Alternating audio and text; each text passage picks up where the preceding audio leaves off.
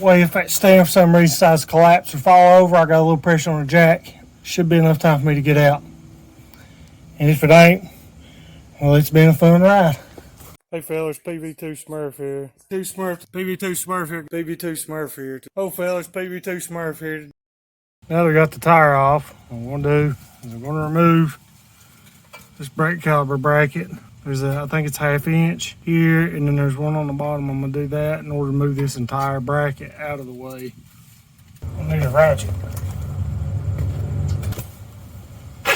And the breaker bar, just to be safe.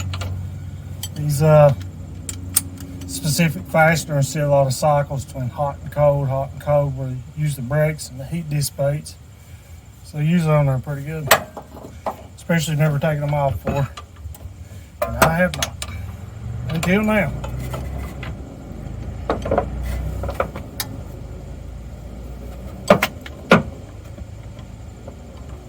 And those are barely tight, so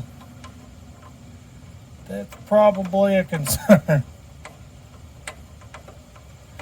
AKA breaker bar not needed. The other one is right here.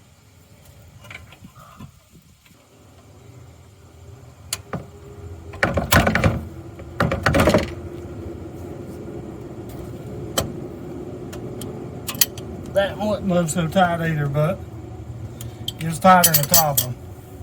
I took these apart last time and decided I guess they wasn't going to torque.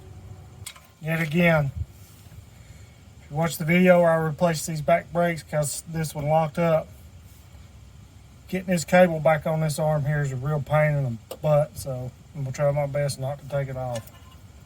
And it's off. 1, 2. Oh, and it goes without saying, make sure your emergency brake ain't pulled, because that won't happen if it is. So the way I'm going to do the rotors, I'm going to set it on its hat like that instead of on the braking surface. We just replaced these in case you can't tell or didn't see the video. Real gentle. So that way it's not touching the braking surface. I can also feel these while I got it out, and they're smooth with no grooves, which means my brake caliper that we replaced is working just fine.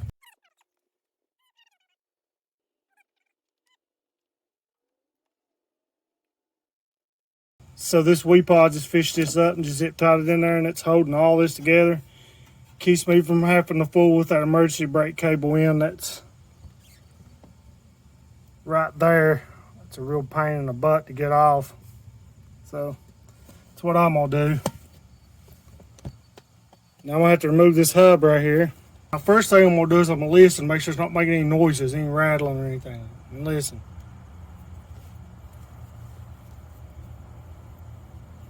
Don't hear any noises. No rubbing. No grinding. So these are still good. Now if you're in here and you want to go ahead and replace them, more power to you. This one's doing all right. Another thing is when you go replace these, I don't know specifically on this model, but I would imagine it's plausible.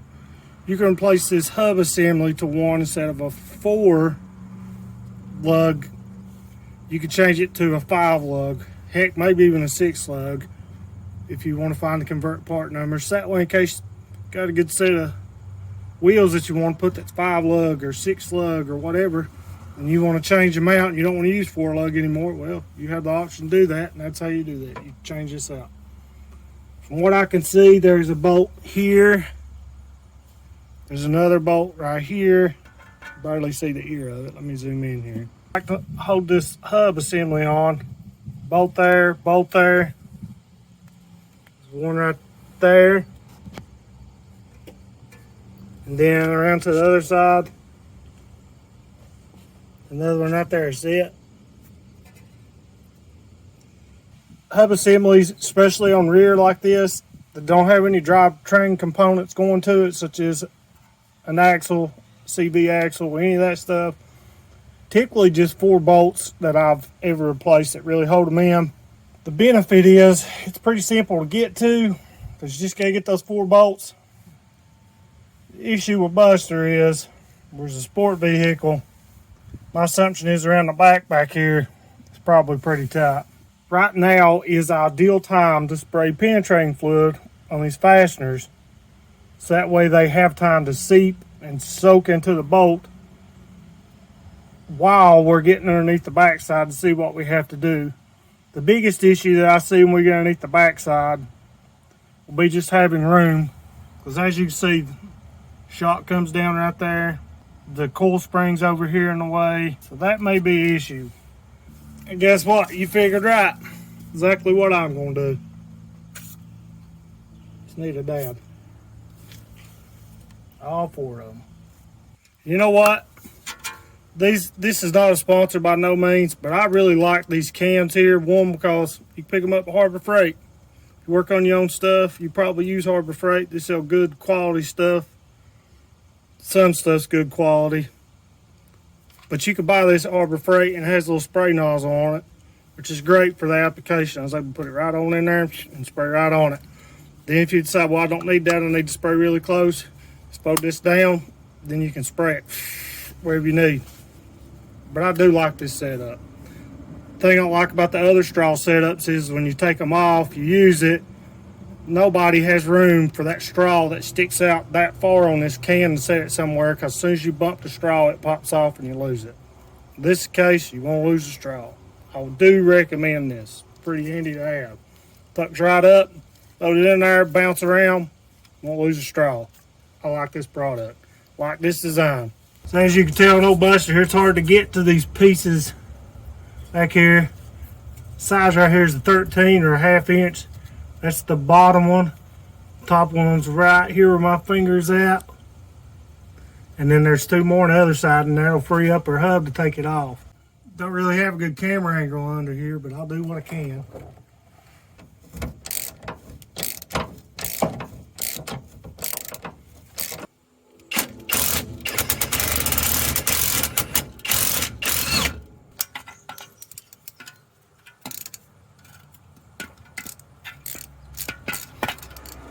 The ABS sensor is a 5/16, little bitty thing.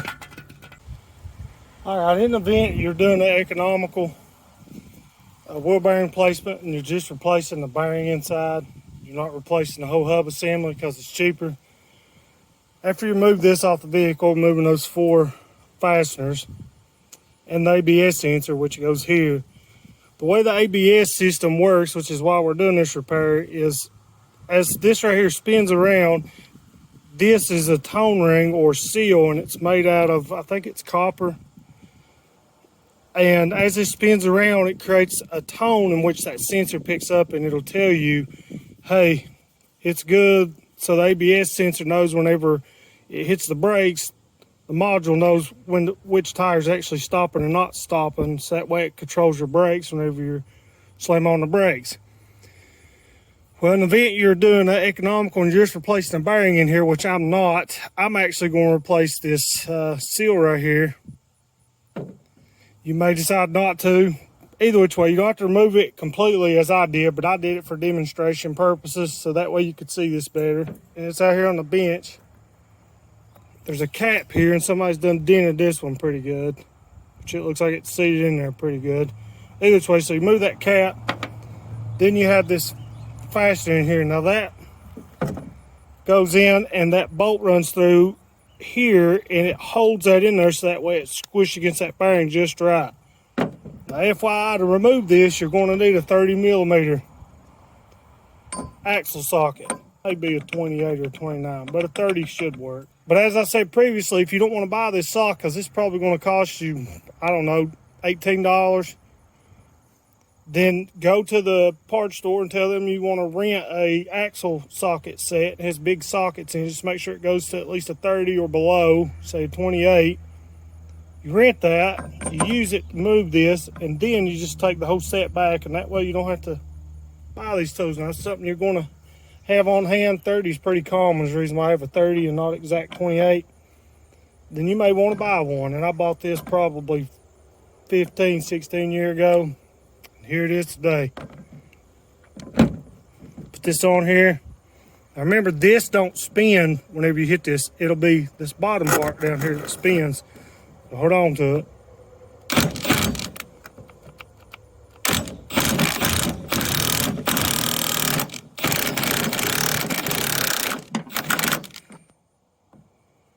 she's coming off. Just like that. There's a washer down in there. There's the washer.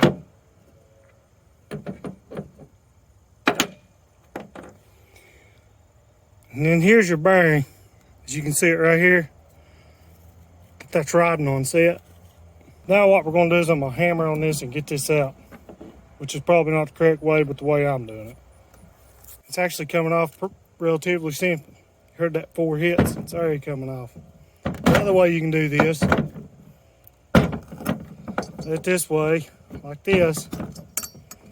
Hammer on this. So all I'm going to keep doing is just turning it around and tapping it, rotating it around and tapping it, and doing that till she comes off. Then when you got it just enough and you got it right apart. No scarring, no pitting. Both bearings in here still have grease in them. I can see it. The grease is green, believe it or not. I don't know if you can see the grease down in there. But it's green. And they're good. And there's actually 2 bearings in here. If you look down in there, I'm trying to make sure I get a decent view of it. Let me turn it around this way. There you go. You see there? There's 2 bearings actually down in there. So you replace both of those. The vent that you're just replacing the bearing in this setup. Our bearings are good. No noises. Plenty of lube already in them. Yeah, that's what she said.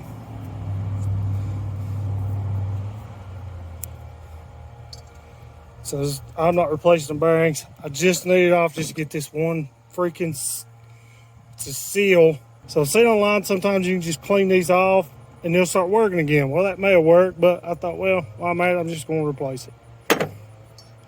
Looking back, it'd probably been easier just to buy the hub assembly, unbolt that, pull it off, put this new one on, and be done with it. But this is where we're at. So it's on there. Laid her down, piece of wood on it, did a circle. Pop, pop, pop, pop, pop. She's on there. Now we're going to bolt her back on the spindle. I guess you call it a spindle. Not really sure what you call this, but I'm calling it a spindle. If that bothers you and I'm incorrect, then put it in the comments what you call it, or what it's actually called. Back in here. Right back in place. Washer. Nut. I'm going to do something previous owner didn't do. I am going to torque this to spec. Let's go through my Haynes manual. It tells me right there. Drive axle hub nut 2005 and later, 199 foot-pounds. That's what we're going to torque her to. And FYI, something I always do going back to my hub axle change. I'll post a link up here. Every time I take an ABS sensor out, I always take and find the next size drill bit for that hole, and I drill that out because these are world's worst to get stuck in here where they're tall and so tight. And in the middle right here, it gets rust and things in there and you can't get it out. So I advise you do the same. Now we got this cleaned up. Clean the area on this right here up. And add a little Pizzazz, which really is kind of pointless, kind of rusting apart, but ain't gonna hurt nothing. It's a dust cover shield. You can see it's rusting away. I just put me some paint with some primer on it. Not that you probably care, but the paint I used was Rust-Oleum.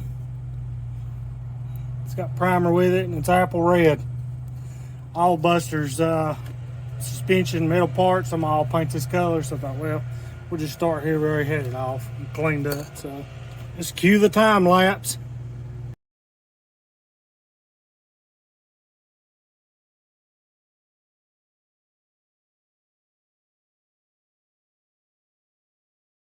Hey fellas, well, I appreciate you for tuning in on the video. If I have anything that I missed, could have done a little bit better or whatever, let me know in the comment section below. As always, guys, remember, your rig, your call.